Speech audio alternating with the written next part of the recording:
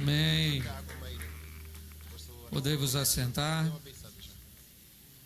Para mim é um prazer muito grande e confesso a vocês até uma surpresa.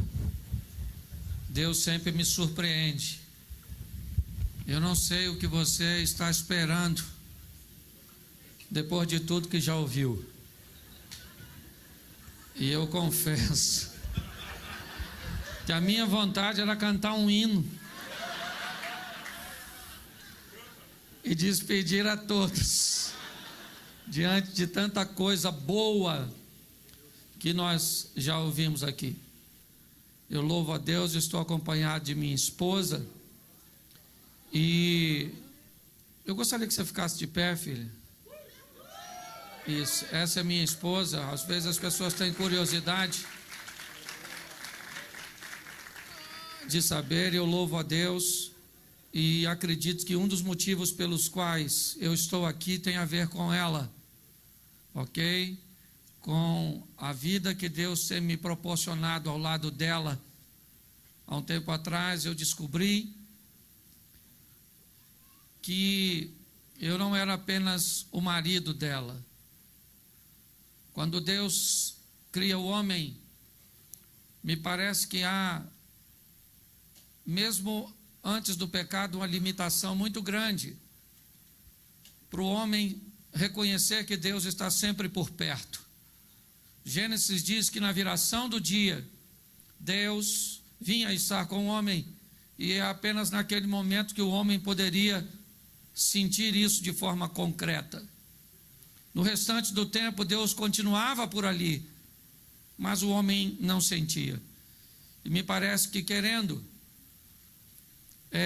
se apresentar de uma forma mais intensa ao homem, Deus tem a ideia de criar a mulher, para dar coisas ao homem que ele gostaria de dar, mas não podia, pelas limitações do homem.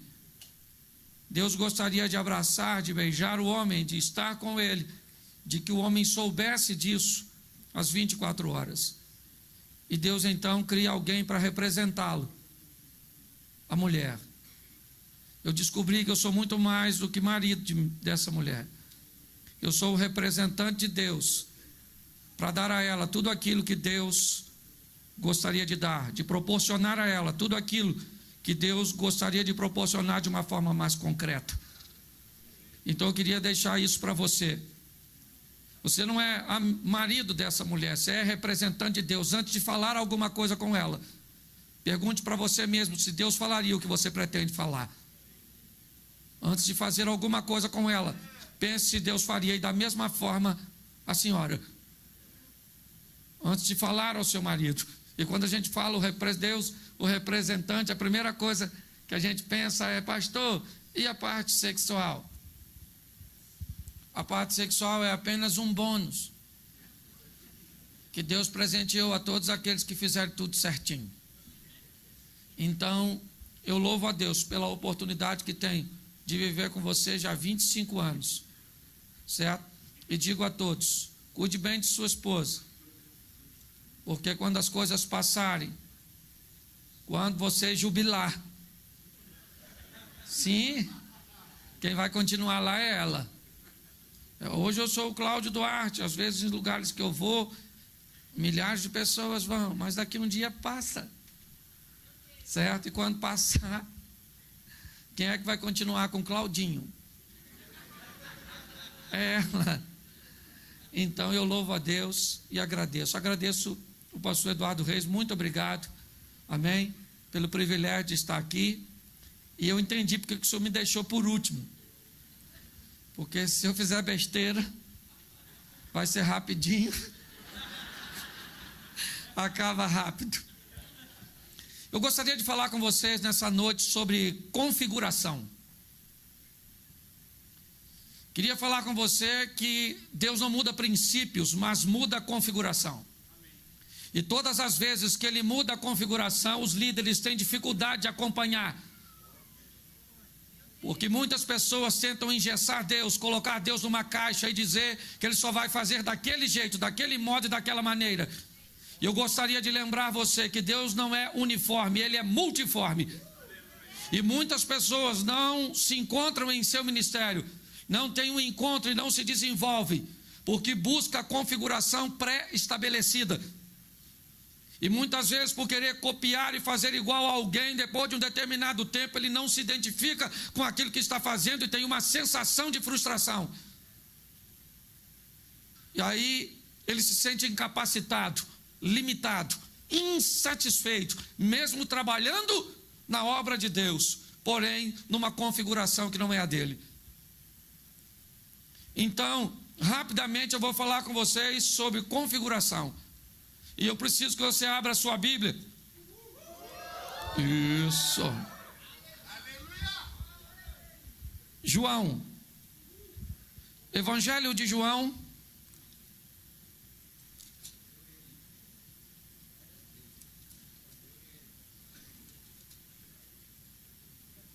Capítulo 5. João capítulo 5, a partir do verso 1.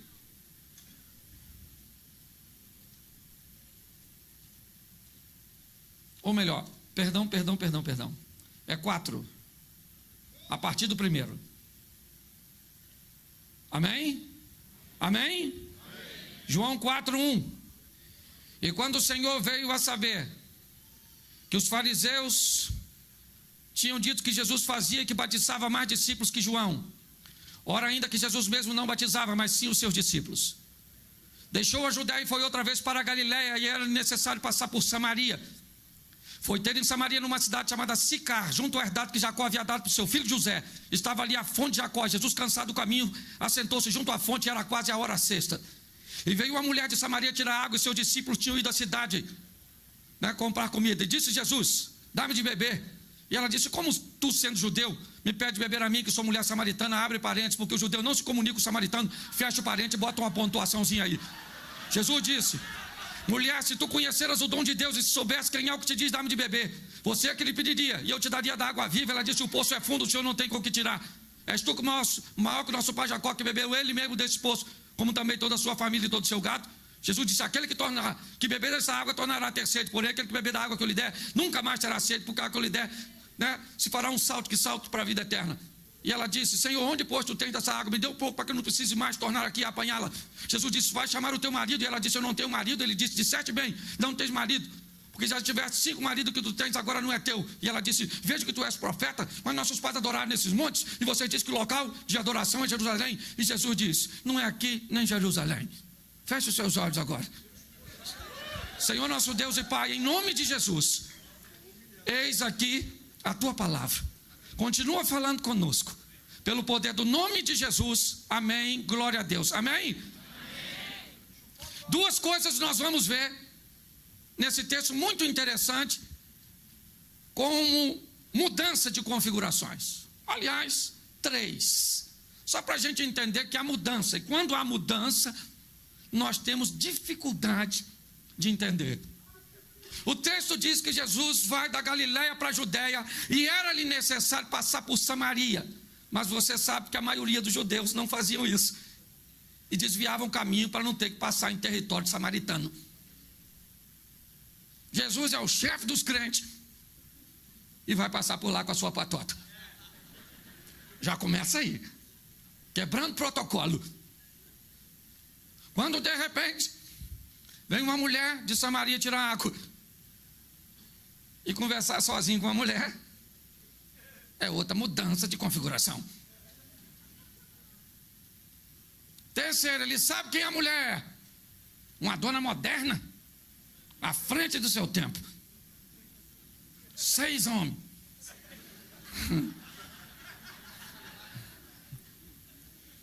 E o mais interessante é que a configuração de um crente conversando com essa mulher seria qual?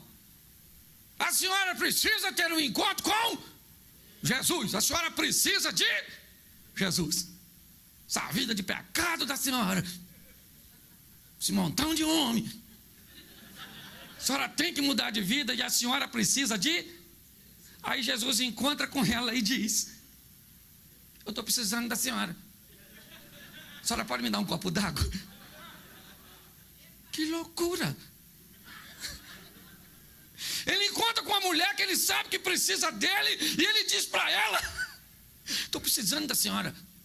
Porque quando você pede a alguém, você coloca essa pessoa num posicionamento de vantagem. Você está entendendo? Você desarma a pessoa. Jesus sabia que ela precisava dele. Sabia que ela buscava a felicidade em homens, em relacionamentos. Mas ele olha para ela e diz: senhora, me dá de beber. Ela tem a corda, ela tem o cântaro, a água está no fundo. Deu uma sensação que ela está no controle. E ela falou: como tu, sendo judeu, me pede beber a mim, que sou mulher samaritana? Em outras palavras, ela quer dizer: como o senhor ousa falar comigo? Sou uma mulher decente.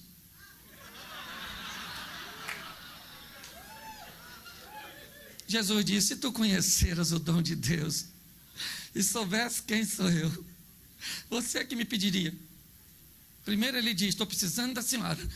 E agora ele diz: é você que precisa de mim. Ô, garotinha, acorda. Quando Deus muda a configuração, a gente sempre tem muita dificuldade para lidar. Mas nós temos que ser maduros e entender que há uma mudança acontecendo. E quem não se atualiza fica para trás. Nós gostamos tanto de atualizações. Não é? Volta e meia, ela aparece em algo que a gente carrega o dia inteiro na mão. E a gente tem o maior prazer de atualizar o nosso smartphone. Mas a hora de atualizar a nossa mente, parece que nós estamos engessados, uma configuração pré-estabelecida. Minha mulher fez uma atualização. Isso, um upgrade. Uma melhorada. Emagreceu. Eu olhei e vi: meu Deus, essa mulher fez um download. Está uma versão melhor que a anterior. Eu fui lá e coloquei cabelo.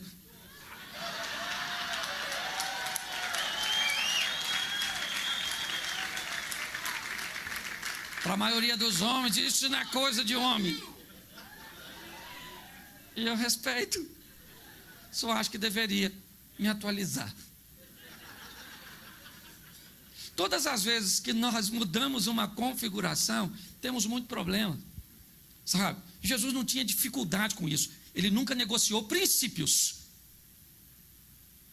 Mas nós temos dificuldades. Você quer ver? Eu vou usar meio aleatório para me ganhar tempo.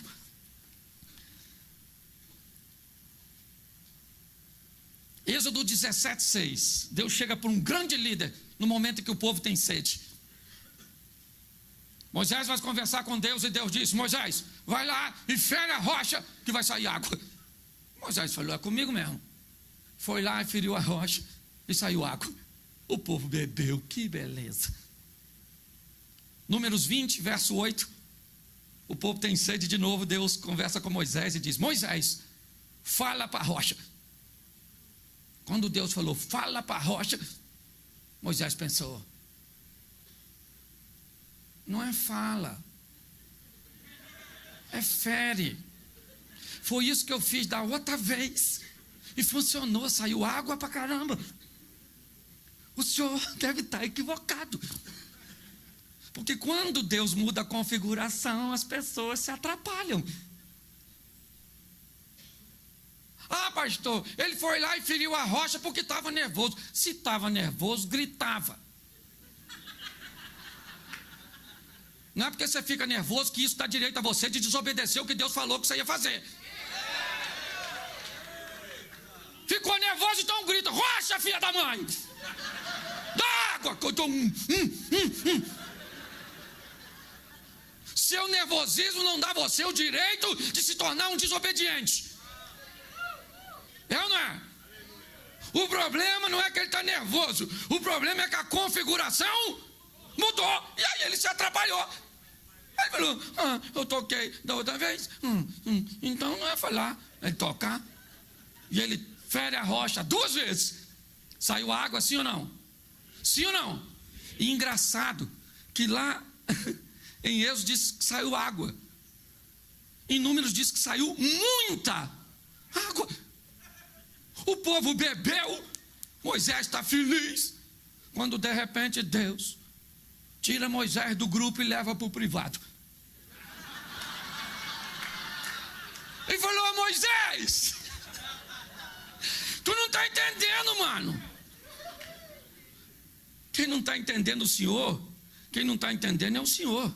Eu feri e saiu muita água. Saiu muita água. E Deus está falando para ele: eu não estou falando de resultado, eu estou falando de obediência. Não é porque deu certo que eu estou aprovando. Você está entendendo? Se você acha que resultado é sinônimo de aprovação, você precisa mudar seu conceito. A água saiu, mas Deus não estava no negócio. Mas saiu. Porque tem gente que continua fazendo, porque aprendeu como é que se faz. Você está entendendo?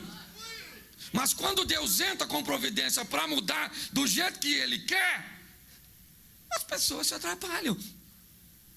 Você pensa que foi só com Ele? Presta atenção. 1 Samuel, capítulo 17. Acho que é o 17, se não for o 17 é o 16. Então disse o Senhor a Samuel: até quando terás dó de Saul, tendo eu o rejeitado, para que não reine sobre Israel? Enche o teu vaso de azeite e vem enviar-te a casa de Jessé o belemita, porque dentre os teus filhos me tenho provido de um rei. Então disse Samuel: Senhor, como irei eu, ouvindo Saul, vai me matar? E Deus disse a Samuel: toma uma bezerra dentre as vacas em tuas mãos e diz: vim sacrificar ao Senhor. Convidarás Jessé os seus filhos ao sacrifício, te farei saber o que há de fazer, gemiais a quem eu te disser. Então fez Samuel o que disseram ao Senhor e veio a Belém. Então os anciãos da cidade saíram tremendo e disseram: é de paz a tua vinda? Ele disse: é de paz. Convidei Jessé os seus filhos ao sacrifício e os santificou. E sucedeu que, entrando Eliabe, ele o viu e disse: certamente está perante o Senhor o seu ungido. Porém o Senhor disse: não atende para a sua aparência nem para a altura da sua estatura, porque eu tenho rejeitado. Porque o Senhor não vê como vê o homem vê o que está diante dos olhos. Porém o Senhor olha para o... Presta atenção aqui. Assim com Deus, o Samuel, lá na montanha de Ramá, o Samuca, presta atenção aqui. Deus vai lá e fala: Samuel, eu preciso que você dê um pulinho lá na casa do Jessé, porque eu vou levantar de lá o futuro. Configuração da mente do Samuel, o primogênito. É essa a configuração. Ele vai para lá achando que é o primogênito. Chegou lá, o Jessé traz quem para apresentar ele primeiro? A configuração está batendo. Samuel com Jessé. Está tudo certinho, porque era assim que funcionava. Quando Samuel vê o filho primogênito, certamente está perante o Senhor, o seu ungido. Deus falou: difícil trabalhar. Não posso mudar as coisas, que esses caras estão muito engessados. Samuel, não atende para a sua aparência, nem para a altura da sua estatura, porque eu tenho rejeitado. Samuel falou: então agora eu já não sei mais de nada. Faz passar esses meninos tudo aí para a gente avaliar. Você está rindo de você mesmo. Porque por muitas vezes Deus vai mudar a maneira. O pior, vai ter a sua maneira particular. Falo isso como a maioria daqueles que eu ouvi ministrar, que contaram a história de si mesmo. Deus me deu uma configuração esquisitíssima. Foi ou não foi? Foi. Depois de tudo que você viu, eu duvido aqui hoje, se você não estava pensando assim: sangue de Jesus tem poder. O que esse palhaço vai fazer agora, depois de tanta espiritualidade? Não ri não, que aí está dizendo o que você pensou. Preste atenção. Deus me deu uma configuração que não era das pessoas, que não era o padrão. Que você vai para uma linha ultra pentecostal, eles têm um padrão. Se você não estiver dentro do padrão, Deus não está contigo. Então, para você ser espiritual, você tem que fazer assim, ó.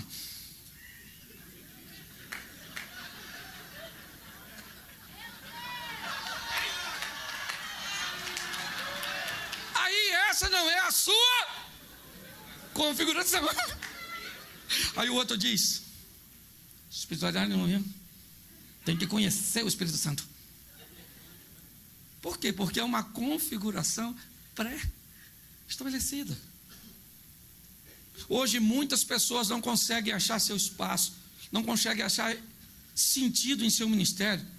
Por quê? Porque querem pegar essas configurações prontas e aplicarem na sua vida. Deus tem algo muito particular para você. Algo que é apenas seu. Você é um indivíduo, isso coloca sobre você qualidades que te tornam incomparáveis, inconfundíveis. Não tem ninguém igual a você. Meu pai era porteiro da Assembleia de Deus. Por tantas vezes eu ia para lá, convidado, em algumas festividades. Chegava lá, tinha aqueles preletores, bom mesmo, cara cheio do Espírito Santo, e pregava, e o povo chorava. E eu pensava, um dia eu também vou me converter. Aleluia. E eu vou querer assim pregar igual as camaradas assim que prega assim com essa unção assim. O povo vai chorar, vai sentir a presença, vai se derramar, vai ser benção. Menino, o tempo passou, aceitei Jesus, comecei a pregar, os outros choravam não, começavam a rir. Eu falei, não é isso não. Eu quero que vocês chorem. E o povo não chorava. E não chorava. Eu fui ficando irritado. Até que eu descobri que era apenas a configuração que Deus tinha para mim. Será que você consegue entender isso? Cuidado, porque você pode ter alguém que vai te avaliar segundo uma configuração pronta, que não é a sua, e te reprovar, e dizer que você não está apto, porque você não tem os critérios que pré-estabeleceram para desempenhar aquela função. Quem te chamou é Deus, Ele não tem problema. Eu não é? Ele pega uma menina e leva para casa de um oficial. Olha só, chega lá, muda a história daquele camarada leproso. Ou seja, a lepra de Naamã não pegou na garotinha, mas a fé da garotinha pegou no Naamã. Você consegue entender? Quanto valia a palavra de uma menina naquela época, se fosse estrangeira? Nada. Mas a garotinha arrebentou a boca, novinha. Não, não. Aí Deus vai no assassa, conversar com o idoso e diz, estou precisando de tu, pá, libertar o povo ali no Egito, ali rapidinho.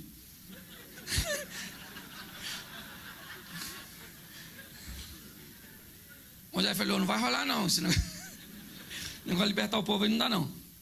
Estou apacentando umas ovelhinhas aqui, trabalhando para o meu sogro. E Deus falou, vou arrumar um ajudante para você, outro velhinho, e vai as duas carcassinhas para o Egito. Aqui ele usa uma menina, lá ele usa dois idosos, ali ele usa a mulher, aqui ele usa um homem, porque Deus usa quem quer da maneira que quer. Você precisa se achar nesse contexto, é isso, sabe? Que achava que vinha desatar sua mente nesse aspecto hoje. Acha a sua configuração. É mais simples do que você pensa. É ou não é? Nós é que complicamos. E pior que o cara que cantava essa música desgraçou a vida dele. Viver é simples demais. Nós é que complicamos. Lembra dele? Pois é. Nós complicamos coisas simples. Deus está no controle, gente. Deus está no controle de tudo. Deus dá um sonho para José, mudando a configuração na casa de Jacó. Você vai sonhar, e ele sonha com sol e lua. O pai dele pensa o quê? Eu e sua mãe vamos se curvar. A mãe dele nunca vai se curvar, ela morre no parto de Benjamim. O que Deus está dizendo é Gênesis 1:1. Você está sonhando com sol e lua, astros que governam, porque eu vou botar você no governo, e pronto. Aí ele vai procurar os irmãos, não acha. O que ele tinha que fazer? Voltar e falar ao pai dele, pai, não achei não. Os meninos sumiram. Tem que montar uma comitiva para procurar esses meninos de uma forma mais intensa. Quando ele está se preparando para voltar, o texto diz que um camarada acha ele. Não foi nem ele que achou o cara que achou ele. E falou para ele o quê? Está procurando o quê? Ele falou, estou procurando meus irmãos. O cara disse, foi para lá. Porque ele está quase na hora de voltar e Deus está dizendo, você não vai voltar. Você precisa ser vendido, porque eu preciso mandar você para um lugar. Ah, mas você vai me mandar para onde eu não quero ir. Mas o segredo é me levar como companheiro de viagem. Quando Deus te levar para onde você não quer ir, leve ele como seu companheiro de viagem. Você consegue entender? É vendido na casa do Potifar? Claro! Por quê? Porque o sonho do faraó tem a ver com 7 anos de prosperidade. E ele vai para ali para fazer um estágio, para administrar a riqueza. Só que ali era tão bom, provavelmente ele não queria sair. Então a maluca fica de olho nele e garra ele. Vem cá, Zé. O Zé rapou fora e foi para onde? Lá na prisão. Por quê? Porque agora o estágio dos 7 anos de fartura já passou. Está na hora de fazer o estágio dos 7 anos de escassez. Só que ele não queria sair da casa de Potifar, mas ele estava doido para sair da prisão. Mas foi na prisão que ele estabeleceu um network com um cara que iria tirar ele de lá. O cara que vai apresentar ele para o faraó está exatamente no lugar que ele não quer estar. A pessoa que pode mudar a história da sua vida pode estar exatamente onde você não está a fim de ir.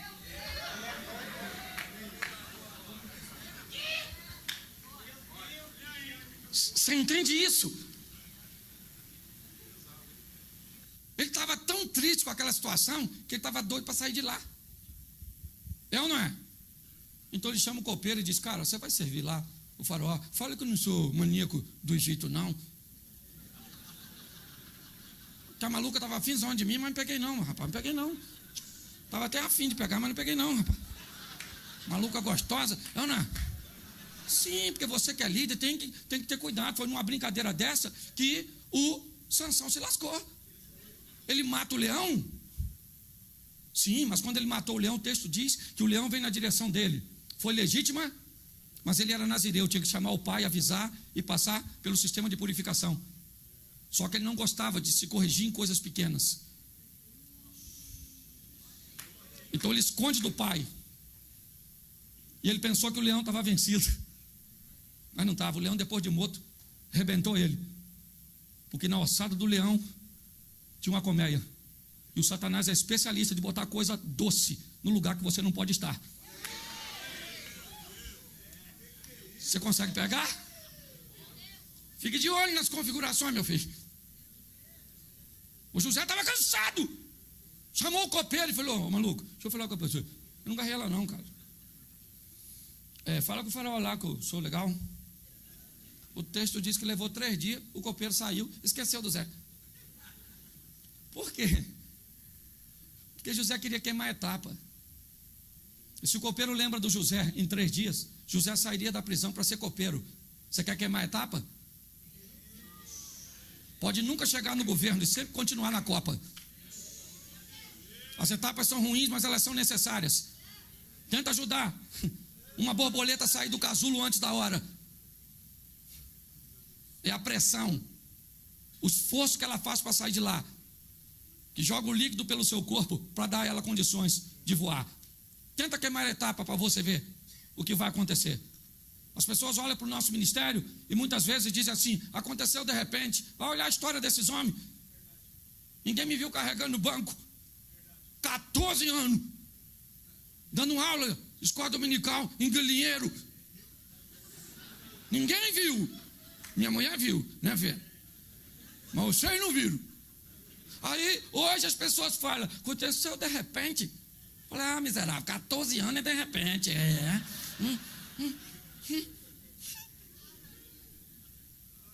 ou não é? Olha só. O tempo passou. 1 ano depois. 1 ano. O faraó sonhou com aquela vaca maluca que comia a outra. e umas espigas de caminho, canibal. E quando ele falou, sonhei, o copeiro falou, lembrei do Zé. O cara esquece do Zé em 3 dias e lembra em 1 ano. Por quê? Porque agora está na hora de lembrar, querido.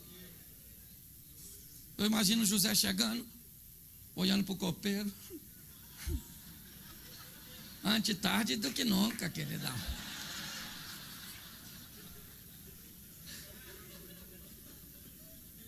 As configurações, elas vão variar. Para todos nós. Mais fácil para um, mais difícil para o outro.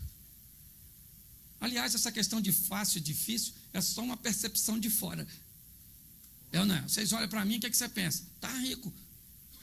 E a recíproca é verdadeira. Eu penso a mesma coisa de vocês. E a maioria de nós não estamos tão bem quanto os outros pensam. Mas também não vão falar que está ruim, porque ninguém chuta quanto gol. Se alguém falar para você, estou rico, você diz, é lógico. Ainda estão no mundo celestial, mas estão vindo. Já chega aqui. Então todos nós temos as nossas dificuldades. Hoje, as pessoas olham e acham que o meu ministério é um sucesso por causa do resultado. Mas eu sou maduro o suficiente para saber que resultado não é sinônimo de aprovação.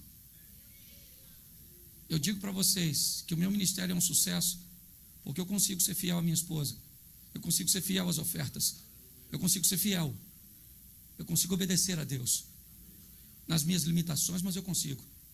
Então, como disseram muito bem aqui, não há cosmético em mim, não há maquiagem em mim, ainda que muitos me acham um palhaço. Eu não tenho problema com isso. Eu fui chamado muitas vezes para as pessoas sorrirem, só que é muito difícil quando a configuração muda. Ninguém reclama do Mateus ter escrito para o judeu, o Marcos escreve para outro, o João para o outro. Quando um vem pregar para um e o outro para outro, é o Satanás. Então vamos tirar a legitimidade dos evangelhos, porque o povo tem muita dificuldade com isso. Pare de querer copiar. Pare. Seja influenciado. É diferente. Mas que a influência te leve a viver sua própria experiência com Deus. Nós estamos sendo influenciados aqui hoje. Mas ache a sua configuração. Eu poderia ficar usando exemplo para vocês aqui o tempo inteiro de gente com problema. Vamos pegar Pedro? Um lençol vem, tem um montão de animal. Deus diz, mata e come. O que Pedro diz? Não vou comer porque é impuro. Deus falou, não torne impuro aquilo que eu purifiquei. Mudança de configuração. Certo? Nós temos que ter um pouco mais de maturidade. Por onde eu passo no ministério itinerante, eu encontro muita gente frustrada. E quando elas me contam sua história, eu descubro que a grande insatisfação delas é que elas queriam estar vivendo a configuração do outro. A igreja do outro, o ministério do outro, a voz do outro, a inteligência do outro. Você pensa o que quando eu vi esse moço pregar aqui? Antes de mim. Eu falei, o Eduardo Reis me trouxe aqui para me envergonhar. Para acabar com a minha vida. Mas foi na configuração dele, foi na configuração dele, na configuração dele, aqui. Porque cada um tem a... Foi todo mundo igual? Então por que você acha que tem que ser igual aos outros? Você já ouviu falar de gente que fala língua estranha só porque escuta o outro falar e repete? Não tem o balá, cheia.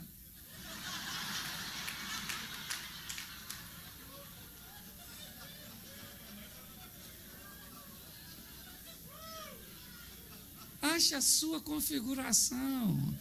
Ache o seu espaço. Você foi chamado para uma missão. Tom Cruise.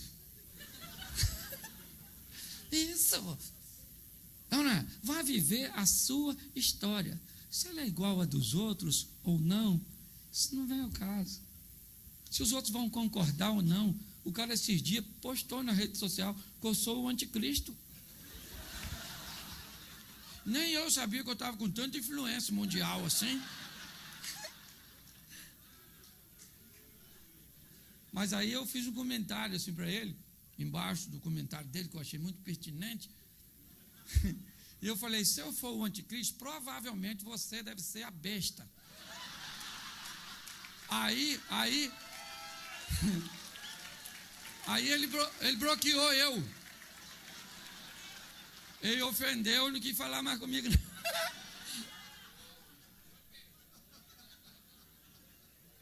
Fala para quem está do seu lado assim, qual é a sua configuração?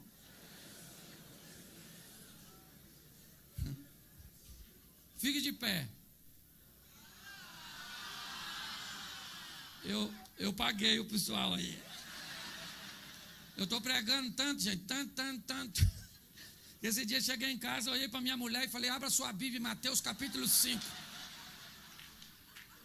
Ela falou, meu filho, você já está em casa. Eu falei, então vamos apenas cantar um hino.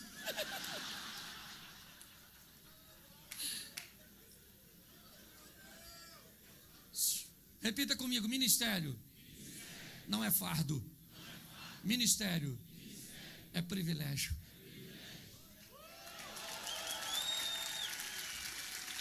Se o seu ministério não é um privilégio para você, é apenas porque você ainda não achou a sua configuração. Certo? Amém? Nós vemos aqui o ministério, certo? Do Eduardo, influenciando tantos ministérios. Tivemos uma palavra do apóstolo, falando de como um líder pode estabelecer uma influência que o permita ser quem Deus o chamou para ser, e não uma cópia de alguém. É assim que funciona. Então vamos trabalhar nesse negócio, gente. Uns com a igreja grande, outros pequenos, outros com muito dinheiro, outros com pouco. Mas eu te dou uma garantia: no céu não tem camarote. No céu não tem. Tem galardão. É ou não é verdade? Mas camarote não tem não. Então não esquenta a cabeça com isso não. Uma alma vale mais que o mundo? Então cuida daquilo que Deus colocou na sua mão. Trate com zelo. O que encantava os homens, muitas vezes na hora das ofertas, eram as suntuosas somas. O que encantou Jesus foi a oferta da viúva. E porque ele disse ser muito maior, porque era o tudo. Mas eu descobri nessa passagem que o que encanta a Deus nem sempre encanta os homens. Às vezes, o seu ministério, os seus recursos. Hoje eu estou construindo no Rio de Janeiro uma clínica contra divórcio, uma casa para o sacerdote, um local onde pastores de igreja pequena que não pode viajar com a família possam ir para passar um final de semana ou uma semana, com tudo grátis, com local para comer, beber, dormir, tomar banho de piscina, andar de quadriciclo, um monte para orar.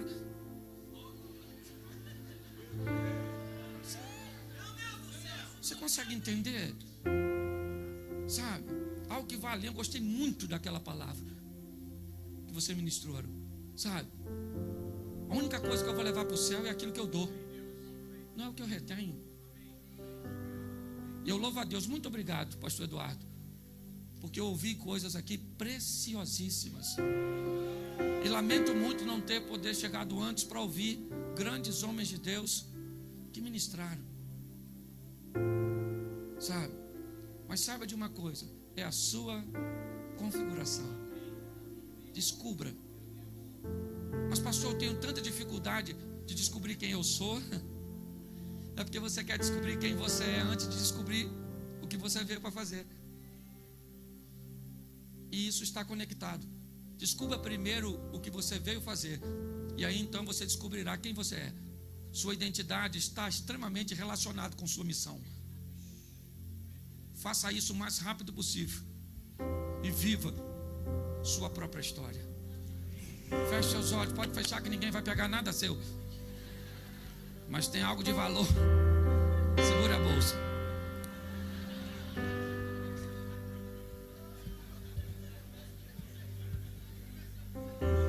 Senhor nosso Deus e Pai,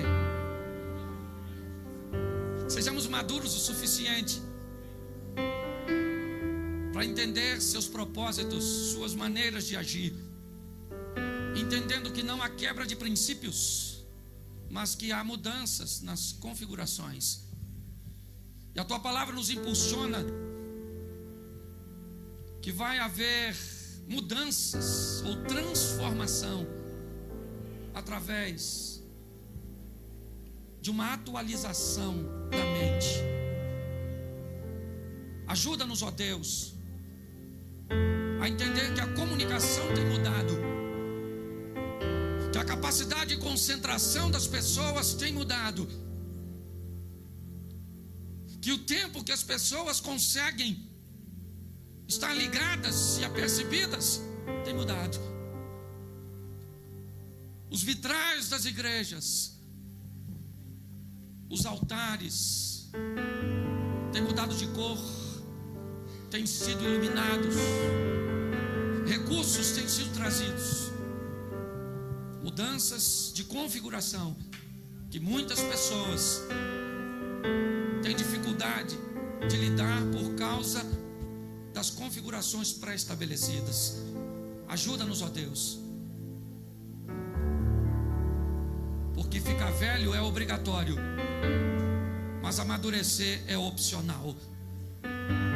Sustenta o teu povo, ó Pai, sustenta esses líderes, esses homens e mulheres que vêm em busca de conhecimento, de informação, para mudar a história de seu ministério, de sua cidade.